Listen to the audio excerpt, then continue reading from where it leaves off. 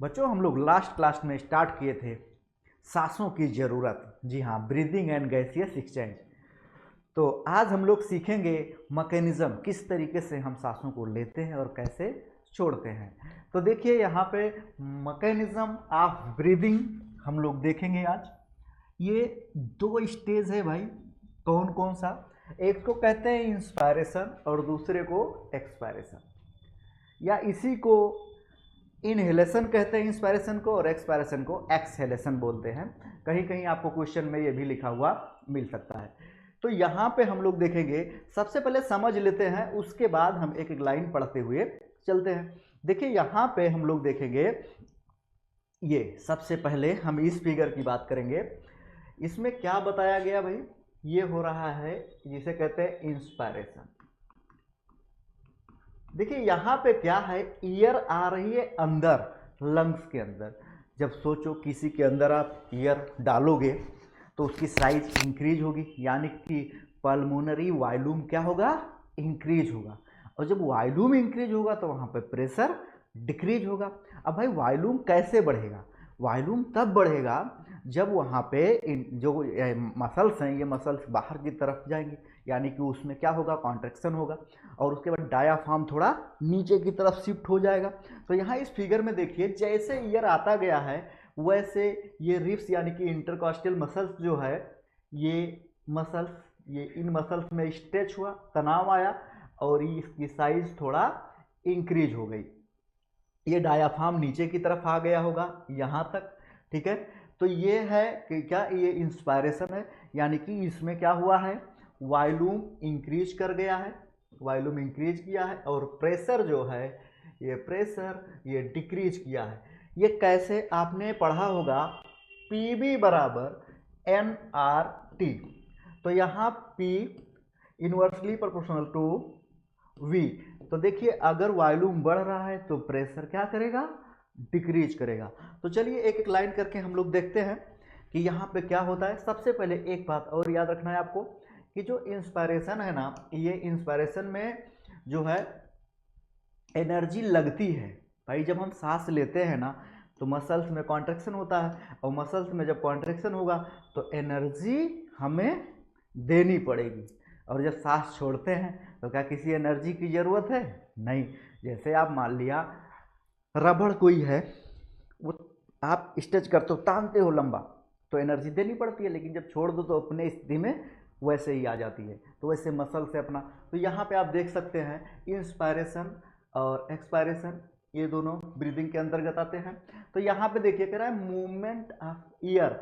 Year जैसे lungs में inter करती है, तुरंत अंदर प्रेशर क्या कहते हैं? ग्रेडियंट, प्रेशर ग्रेडियंट डेवलप होता है किसके? लंग्स और एटमॉस्फेयर के बीच। जैसे मान लिया कह रहा है कि एटीएम में जो है ना, ये 760 mmHg होता है। mmHg एटमॉस्फेयर में है प्रेशर। अब ये प्रेशर अगर बाहर इतना है तो अंदर प्रेशर कम होगा, तब तो एयर अंदर इंटर करेगा लंग्स में। यानी कि अगर हम लंग्स की बात करेंगे तो लंग्स में इंस्पायरेशन के दौरान 758 के mmHg के राउंड होता होगा, तभी ना एयर अंदर जा रही है।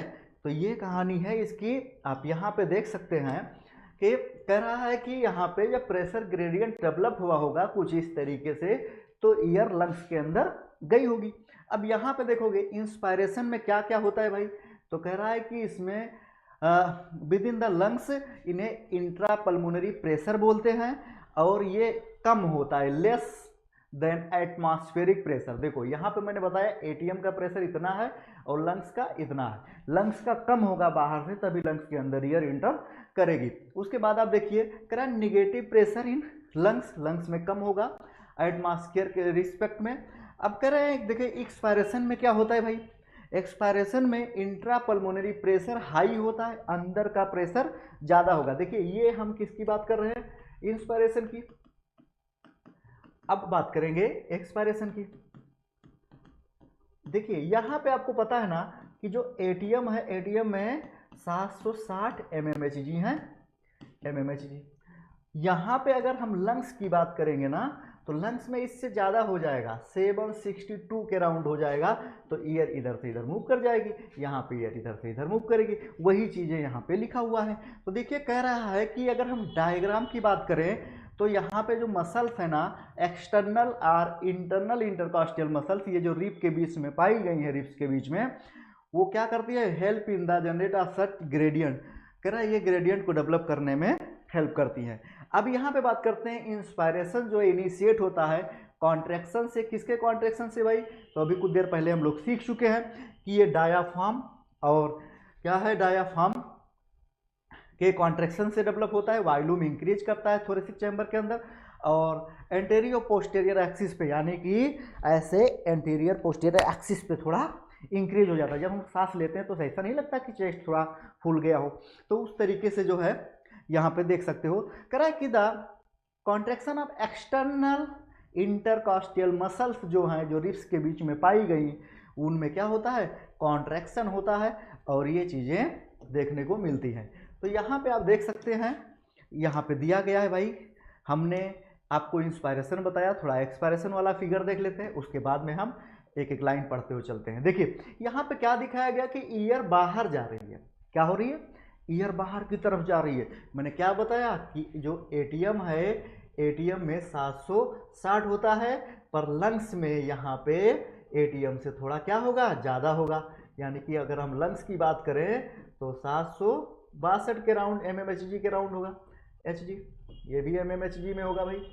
तो ये क्या हो जाएगा, बाहर की तरफ ये निकल जाएगा, और जब बाहर की तरफ निकला होगा तो ये जो कॉन्ट्रैक्शन हुआ था ना मसल्स में, ये रिलैक्स हुई होंगी, रिलैक्स हुई होंगी एक्सटर्नल इंटरकॉस्टल मसल, और उसके बाद में जो डायाफ्राम है ना, ये भी रिलैक्स हुआ होगा।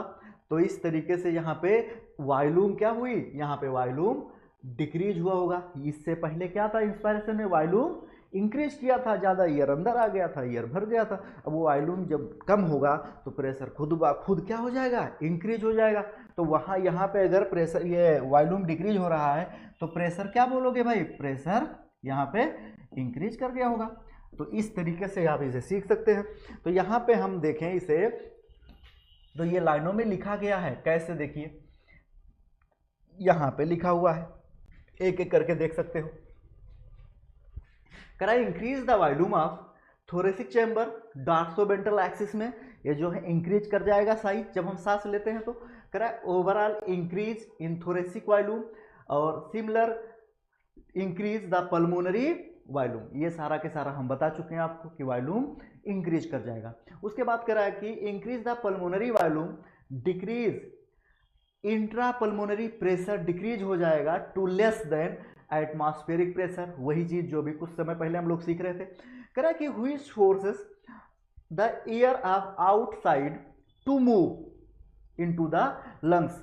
कह रहा है कि ये लंग्स की तरफ जो है क्या है भाई, ये अंदर गया, तो उसे क्या बोल दिए थे, इंस्पायरेशन बोल दिए थे। अब हम बात करेंगे कि जब ये सारे के सारे इंटरकॉस्टल मसल्स रिलैक्स कर जाएगी, डायाफ्राम रिलैक्स कर जाएगा, तो यहाँ पे क्या हो जाएगा, जो sternum to their normal position, ये सारे के सारे नॉर्मल पोजीशन में आ जाएंगे, और यहाँ रिड्यूस कर जाएगा थोरेसिक वॉल्यूम, और जिसे हम पल्मोनरी वॉल्यूम भी कहते हैं। ये सारा क्या कर जाएगा भाई, डिक्रीज कर जाएगा। तो यहाँ increase in internal pulmonary pressure, और यहाँ पे प्रेशर मैंने कुछ देर पहले बताया कि इंक्रीज कर जाएगा, ठीक है। ये देखने को मिलेगा एबव टू एटमॉस्फेयर प्रेशर, और इसके वजह से जो है ईयर क्या होगा, ईयर लंग्स से बाहर निकल जाएगा, और इस प्रोसेस को हम एक्सपायरेशन बोलते हैं। Ability to increase the strong inspiration और एक्सपायरेशन, करा कि हम स्ट्रांगली इंस्पायर और एक्सपायर कर सकते हैं। करा to help of additional muscles in the abdomen, करा कि हम जो है इसे रेगुलेट कर सकते हैं, और फोर्स लगा के हम ज़्यादा सांस खींच सकते हैं, ज़्यादा ईयर बाहर, जब ज़्यादा लेंगे तो ज़्यादा निकालना पड़ेगा, बस वही बात है। और कह रहा है देखो, एक हेल्दी ह्यूमन है भाई, हेल्दी ह्यूमन का मतलब क्या है, एकदम स्वस्थ हो, वो 12 से 16 बार क्या करता है, 12 to 16 टाइम ये पर मिनट ब्रीथ करता है। तो देखिए कह रहा है the volume of air involve, आगे देखते हैं थोड़ा, यहाँ पे बात करें the volume of air involve in breathing movement and estimated by using spirometer. देखिए हम ब्रीदिंग को किससे मापते हैं भाई, स्पायरोमीटर से। ये क्वेश्चन पूछा गया था कुछ समय पहले, तो याद रखिए कि ब्रीदिंग को हम किससे नापते हैं, स्पायरोमीटर से।